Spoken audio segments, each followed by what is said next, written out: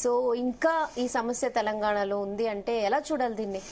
So ఒకటి, కాంగ్రెస్ ప్రభుత్వం అధికారంలోకి రావడానికి ప్రధాన కారణం విద్యార్థులు, నిరుద్యోగులు. ఎందుకంటే వాళ్ళు చాలా తీవ్ర అసంతృప్తి ఉండే బీఆర్ఎస్ ప్రభుత్వం మీద, కేసీఆర్ 10 ఏళ్ల పాలన మీద. అదే సమయంలో 1 year before Group 1 exam leak కావడం, సెకండ్ టైం కూడా ఆ ఎగ్జామ్ హైకోర్టు అది చెల్లదని చెప్పడం, ఇవన్నీ కూడా ఒక విధంగా రేవంత్ రెడ్డి ప్రభుత్వం రావడానికి, కాంగ్రెస్ ప్రభుత్వం రావడానికి విద్యార్థులు, నిరుద్యోగులు చాలా తీవ్రంగా వాళ్ళ కృషి మనకు కనబడుతుంది. మీరు చూడండి, అర్బన్లో ముఖ్యంగా రూరల్ యూత్ వన్ సైడ్గా అవుట్ రైట్గా దాదాపు 80 to 90% కాంగ్రెస్ పార్టీకి వేసేశారు.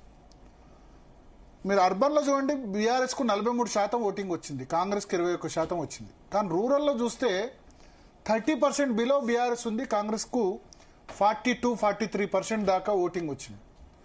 సో గ్రామీణ ప్రాంతాల్లో చూసుకుంటే ఓవరాల్గా రాష్ట్రంలో ఓటింగ్ ఒక 2% గ్యాపే ఉంది. 37 బీఆర్ఎస్ అయితే కాంగ్రెస్ 39. కానీ rural youth, especially Telangana native youth out రైట్గా కాంగ్రెస్కు ఓటేశారు. బికాస్ రాహుల్ గాంధీ అయినా అశోక్ నగర్కి వచ్చి ఆయన అక్కడ లైబ్రరీలో విద్యార్థులతో మాట్లాడి వీళ్ళు చెప్పారు, జాబ్ క్యాలెండర్ అనౌన్స్ చేస్తాం, ప్రతి మొదటి సంవత్సరంలోనే, అధికారంలోకి వచ్చిన మొదటి సంవత్సరంలోనే 2 లక్షల ఉద్యోగాల్ని భర్తీ చేస్తామని చెప్పారు. 2 lakh ఉద్యోగాలు మొదటి సంవత్సరంలో చేస్తాం. ఎప్పుడెప్పుడు ఏ ఉద్యోగాలు భర్తీ చేస్తారో కూడా ఇచ్చారు. టీచర్లు ఇప్పుడు, పోలీసులు ఇప్పుడు, ఇవన్నీ కూడా. సో ఈ నేపథ్యంలో 2 సంవత్సరాలు అయింది. మొదటి సంవత్సరంలోనే 2 లక్షల ఉద్యోగాలు అన్నారు. కానీ వాళ్ళు గతంలో బీఆర్ఎస్ హయాంలో వేసిన నోటిఫికేషన్లకు రిజల్ట్ ఇచ్చి మేము 30,000, 40,000, 50,000 భర్తీ చేసామని చెప్తున్నారు. అది కాదు కదా, మీరు ఫ్రెష్గా కొత్తగా 2 లక్షల ఉద్యోగాలు అన్నారు. 2 లక్షలు కాకుండా కొత్తగా నోటిఫికేషన్స్ ఇచ్చి చేసినవి 10-15,000 లోపే ఉంటాయి.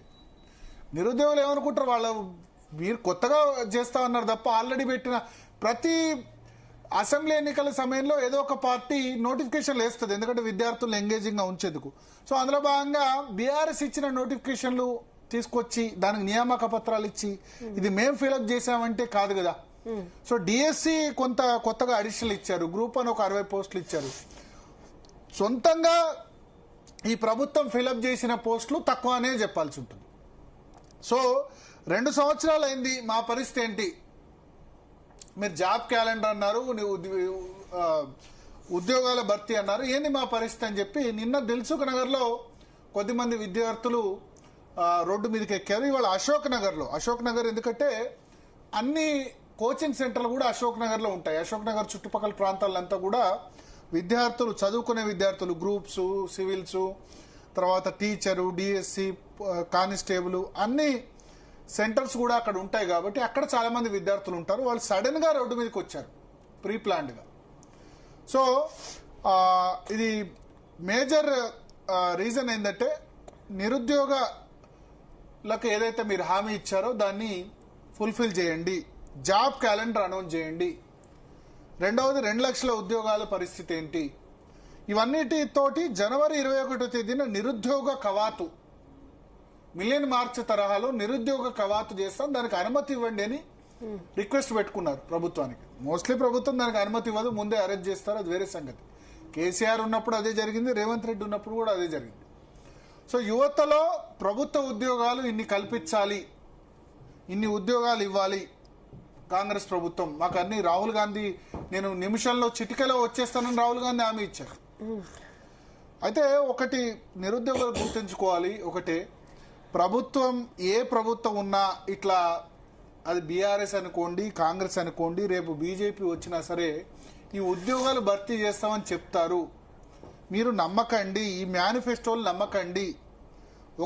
ఎందుకంటే మన రాష్ట్ర ప్రభుత్వం ఏదైతే ఉందో ఉన్న ఉద్యోగులకే జీతాలు ఇవ్వలేకపోతుంది, రిటైర్డ్ ఉద్యోగులకి పెన్షన్లు ఇవ్వలేకపోతుంది, సరే రిటైర్డ్ ఉద్యోగులకి గ్రాట్యుటీ, జీపీఎఫ్ లాంటిది ఇవ్వలేకపోతుంది. ఇక కొత్తగా ఉద్యోగాలు ఎట్లా ఇస్తారు?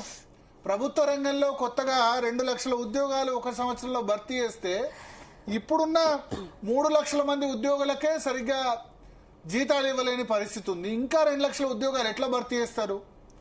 ఇక నేను ఉన్న వాస్తవం చెప్పాలి. ప్రభుత్వ ఉద్యోగాలే ఉద్యోగాలు అనుకోకండి. ప్రైవేట్ రంగంలో చాలా ఉన్నాయి. దేశ స్థాయిలో చాలా ఉద్యోగాలు ఉన్నాయి. ఆర్ఆర్బి, రైల్వే రిక్రూట్మెంట్ బోర్డు, ఇవి తెలంగాణ సంబంధించిన వాళ్ళు రాయరు. బ్యాంకింగ్ ఉద్యోగాలు రాయరు. తర్వాత స్కిల్ డెవలప్మెంట్, ప్రైవేట్ రంగంలో కూడా లాట్ ఆఫ్ ఆపర్చునిటీ ఉన్నాయి. ఎందుకంటే ఈ 563 గ్రూప్ 1 పోస్టులు వచ్చాయి. దాన్ని రాసింది 5 లక్షల మంది. ఎట్లా న్యాయం అవుతుంది? 563 ఉద్యోగాలు ఉంటే 5 లక్షల మంది ట్రై చేస్తే గ్రూప్ 2 కూడా ఎన్ని ఇవ్వగలుగుతారు? మా అంటే 1000-1500 ఇవ్వగలుగుతారు అంతే. నిరుద్యోగులు ప్రభుత్వ ఉద్యోగం కోసం వెయిట్ చేసే వాళ్ళు చాలా మంది ఉన్నారు. టీచరు, కానిస్టేబుల్, పోలీసు, ఇవి తప్ప. ఎందుకంటే టీచర్ అంటే రిటైర్మెంట్ జరుగుతుంది, స్కూళ్ళల్లో టీచర్లు ఫిలప్ చేయాలి. అది కూడా ఇప్పుడు ప్రభుత్వ స్కూల్లో ఎన్రోల్మెంట్ తగ్గిపోయింది.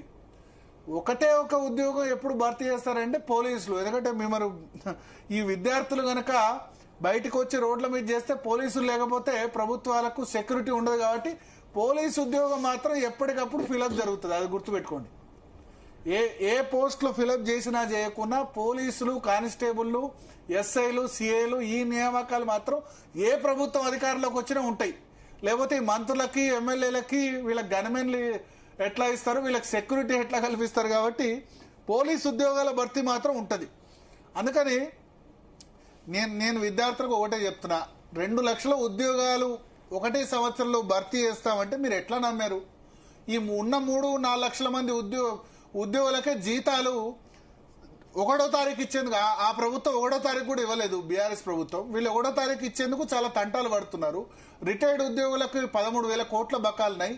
కొత్తగా 2 లక్షల ఉద్యోగాలు ఎట్లా కల్పిస్తారు? మీరు నిరుద్యోగ కవాతు కాదు, ఏ కవాతు చేసినా అటు ఇటు మారుస్తారు, చేస్తారు తప్ప ఇది సాధ్యం కాదు. మీరు ప్రైవేట్ ఉద్యోగాల మీద దృష్టి పెట్టండి. అందరికీ ప్రభుత్వ ఉద్యోగం అంటే సాధ్యం కాదు. ఇది నేను చెప్తే కనుక నిరుద్యోగులకు మేబీ కోపం రావచ్చు, కానీ మీరు రాజకీయ పార్టీని నమ్మకండి. రేపు బీఆర్ఎస్ కూడా అంటది, మేము వచ్చిన తర్వాత 2 లక్షలు కాదు 4 లక్షల ఉద్యోగాలు సంవత్సరంలోనే ఫిలప్ చేస్తామంటది. నమ్మకండి. రేపు లేదు బీజేపీ మాకు ఒక్కసారి అవకాశం ఇచ్చి చూడండి అంటది. ఏ గవర్నమెంట్ కూడా ఫుల్ఫిల్ చేయలేదు. ఎందుకంటే ప్రభుత్వ ఉద్యోగాల జీతాలు ఇంతకుముందు ఏంటంటే బతకలేని బడిపంతులు అనేవాళ్ళు. ఇప్పుడు ప్రభుత్వ ఉద్యోగాల జీతాలు చాలా ఎక్కువైపోయినాయి. ఇనీషియల్ స్టార్టింగ్ శాలరీ చిన్న ఉద్యోగానికి కూడా 35-40 వేలు ఇవ్వాల్సిన పరిస్థితి. ఇంకా డాక్టర్లు, తర్వాత పెద్ద పోస్టులు, గ్రూప్ 1 పోస్టులు అయితే స్టార్టింగ్ శాలరీ చాలా ఎక్కువ ఉంటుంది, ఇవ్వలేరు జీతాలు. ఆ విషయాన్ని గుర్తుంచుకోవాలి. మాట్లాడదాం. మనతో పాటు శరత్ గారు ఉన్నారు. అదేవిధంగా మానవతార